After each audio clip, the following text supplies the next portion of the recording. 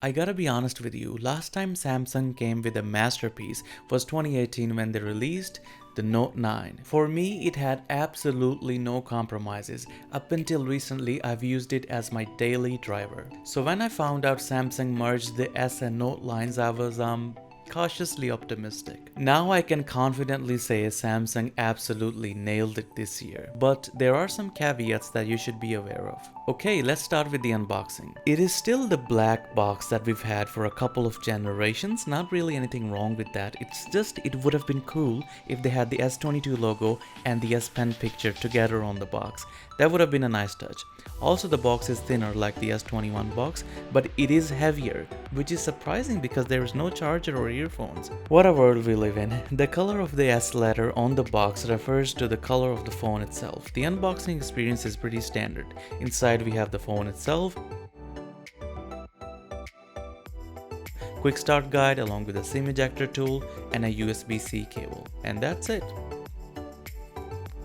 Starting from the back, the phone has kind of a frosted finish to it, and it is matte glass instead of glossy finish of the previous iterations. It's really nice to touch and it is very resistant to fingerprints. At least this burgundy version is. There are some diverse opinions about the cameras. I personally love the camera design, but if you're not using a case, it's gonna collect dust around the rings. I do have to mention that these camera modules protrude out quite a bit, so please use a camera protection housing or a case that provides cushioning. In case you drop it, that's the first point of impact. The sides are polished aluminum, which gives the phone a premium feeling when you're holding it. Unlike the panel, the sides, the top and the bottom can collect fingerprints.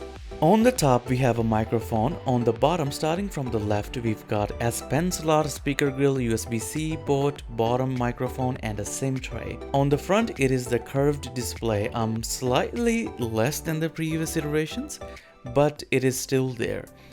The front camera is smaller and sits flushed with the display. Speaking of the display, it is a masterpiece. I don't know how Samsung does it every year, but their quality improves with every flagship release. 6.8 inches dynamic AMOLED HDR10 Plus along with 1750 nits of brightness. This panel is better to look at than my Samsung's 4K gaming monitor G7. Let that sink in for a moment. You're gonna have absolutely no problem seeing this display in direct sunlight, even with extra brightness option disabled. This year the phone comes with Gorilla Glass Victus Plus on the front and the back, which supposedly helps with the drops and scratches, but please still use a screen protector and a case. It is probably not a surprise to anyone, but this is a two-handed phone. If you're using it one-handed, you're gonna have to do some reaching with your hand to certain areas. But it is Samsung and they have a feature called one-handed use, which does help a little. It is a bit boxier than I would have liked, but you get used to it pretty quickly, and it is technically a Note. They have moved all the buttons to the right side and it takes a little practice to get used to the layout, but nothing major. Okay, so this phone can have two different chipsets depending on your region, Snapdragon 8 Gen 1 and Exynos 2200. I have the Snapdragon version here in Australia and I have absolutely no problems with performance. You can have ton-loads of apps opened in the background and it won't skip a beat. No matter the workload I threw at it, it just chewed through it.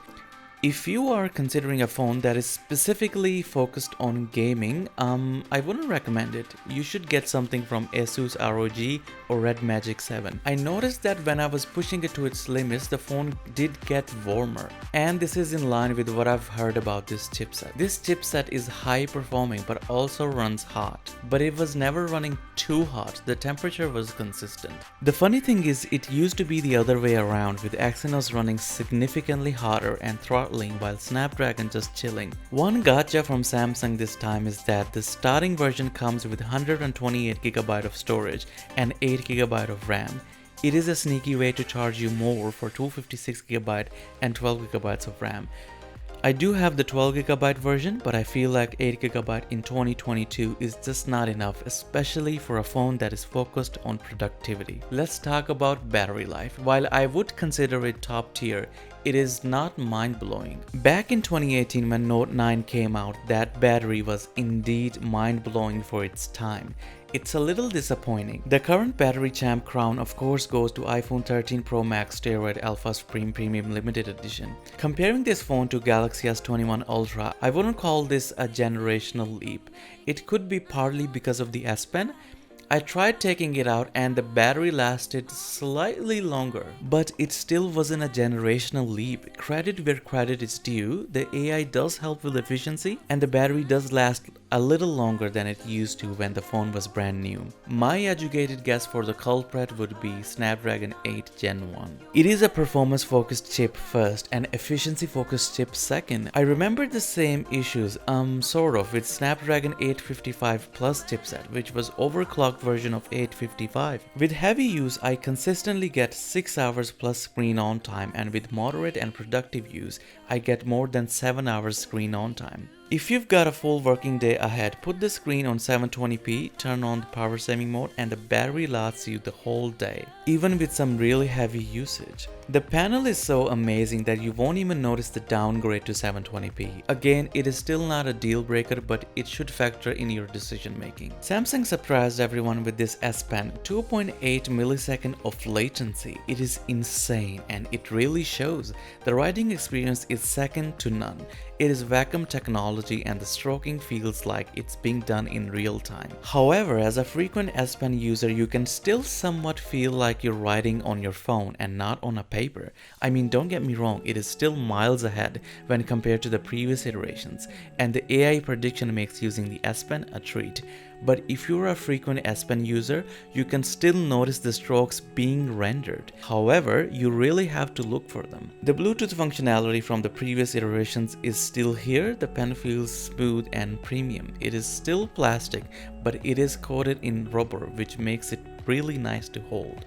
Most of the flagships that are coming out, at least from the major players, are really focusing on cameras.